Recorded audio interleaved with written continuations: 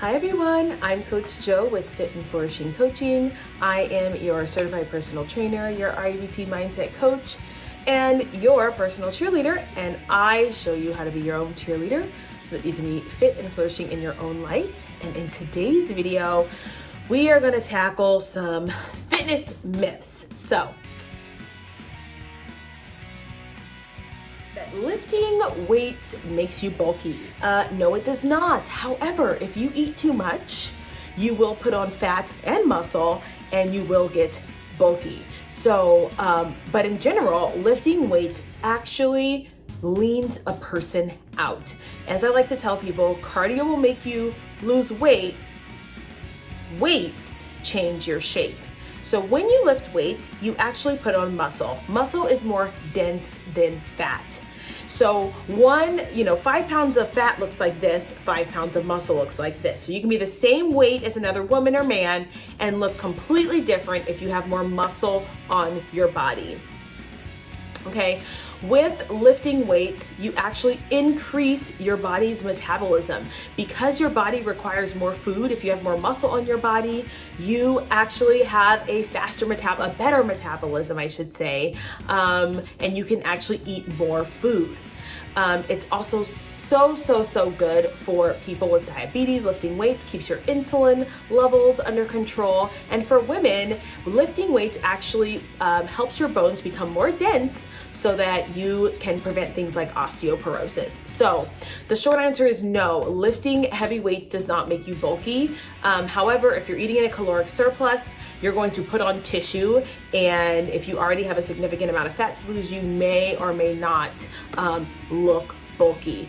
The best way to determine this is to find out your total daily caloric expenditure.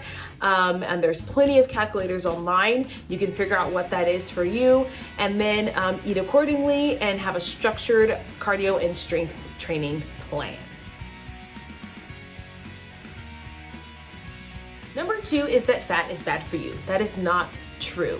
In fact, women who have low carb diets or low fat diets tend to have more hormonal issues than women who do not. Fat helps with the production of all of your hormones, including estrogen, progesterone, your thyroid stimulating hormone, your T4, your T3.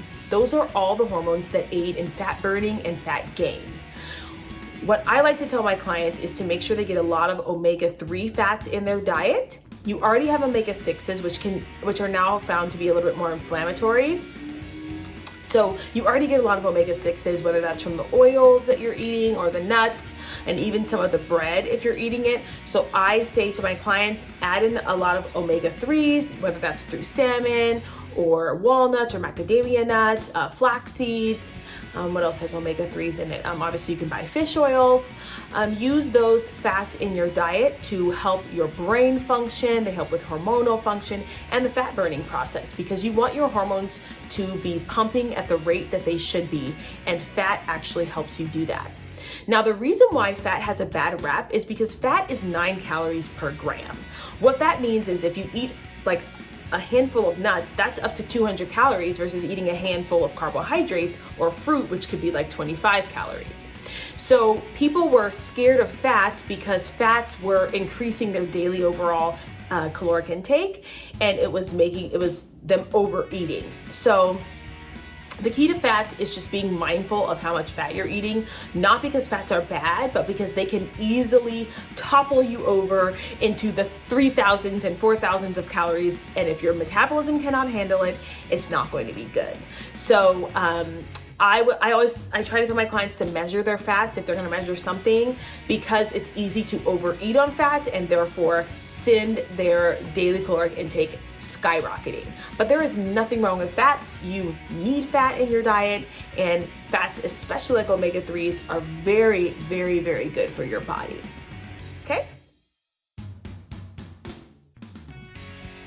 Cardio is how you lose weight. I've kind of already touched on this, but when you do cardio, and depending on the kind of cardio that you do, you actually just get your body just becomes smaller if you're losing fat. So if you're in a caloric deficit and you just do cardio, your body's shape stays the same, but the size may get smaller. So this is why people are like, well, I want this kind of figure, and they start doing a bunch of cardio, and I'm like, no.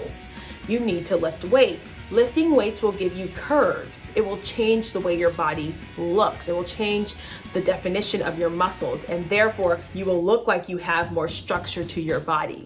You can do a ton of cardio and you'll be skinny fat, and actually some people will gain weight doing cardio. But if you want to change your shape and you want to lose fat and change the way that your body looks, you need to do weight training, and you need a structured weight training plan. Number 4, muscle confusion. You guys, think about the rock and the water. You guys have all heard this analogy before, right? The water, cuts through the rock by a steady stream. It doesn't go to this side and that side and confuse the rock. That's how your muscles are. You don't confuse your muscles and then expect them to grow. You stay on that same training plan, and slowly, weekly, monthly, yearly, you persist like that stream of water on that rock, and your muscle grows. Muscle confusion is a myth. Your body is not confused. Your body is annoyed. It's like, well, every time you do this thing today and this thing tomorrow and this thing the next day and this thing next week, and the stimulus on your muscle is not the same.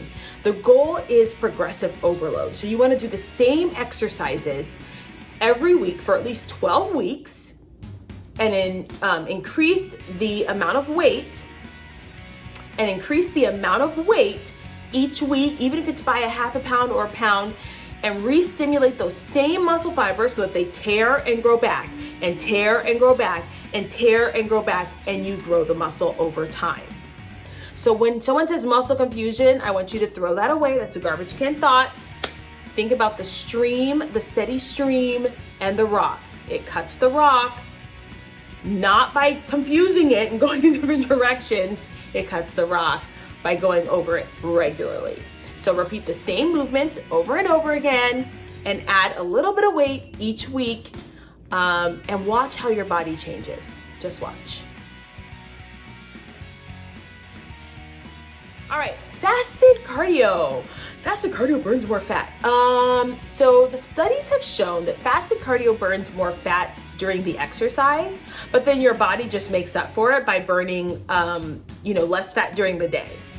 And if you do cardio in a fed state, your body makes up for it by burning through fat during the day. So really, there's not much of a difference. This was one of those things that like bodybuilders kind of started, burn more fat during fasted cardio, but as it turns out, during the day, your body is so smart, it just makes up for it. I am a fan of fasted cardio. I just like the way it feels, but I am in no way mistaken that it's going to change my body by any means.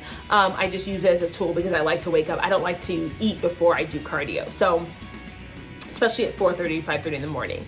So no, fasted cardio does not burn more fat overall than fed cardio. Your body actually balances itself out. All right, the last one is no carbs after 6 p.m. Oh, Lord of mercy. 6 o'clock, 25 grams of carbs. 6:01, oh my gosh, the carbs are now 9,000 calories. No. I think this myth was started for a few reasons. Number one, it was a way to help people who had disordered eating and people who had problems with, night binging, to stop binging on carbohydrates and carbohydrate-laden foods at night. Those foods that are carbohydrate and fat-laden tend to be more calories, right? So it was a way of saying, instead of having carbs after dinner, have protein and a little bit of fat, right? That was one of the reasons. The other reason is, I think that there is some research on, HGH production before and after you wake up. So before you go to bed and after you wake up, and that maybe your fat burning mechanisms turn on and off during those times, depending on how many carbs you have. The research actually shows that your body is most efficient at burning carbs from like 11-ish in the morning all the way through to the evening. So there are coaches whose entire plans are centered around that, where you don't have carbs at breakfast, but you eat carbs for the rest of the day. I will say that the biggest issue is, what is your caloric deficit? These are like really small things, right? Having carbs before or after, or doing this or that, all of those things really don't matter if you're not in a caloric deficit. So the question is not, should I have carbs before or after 6 p.m. or whatever? The question is, are you in a caloric deficit?